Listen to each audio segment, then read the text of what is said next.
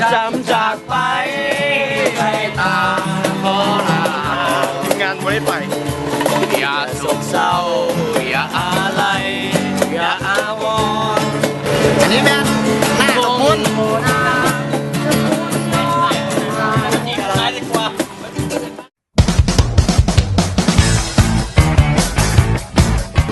นี่เป็นโครงการทัวร์ทาราชเนาะที่สร้างขึ้นจากทีมงานล่าฝัน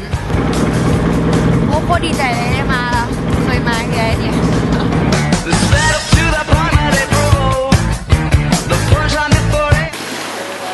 เป็นยังไงมื้อนี้ทอดกันบ่เจ็บแล้วมีเข้าใจเข้าเลยเข้าใจดีเลยขาด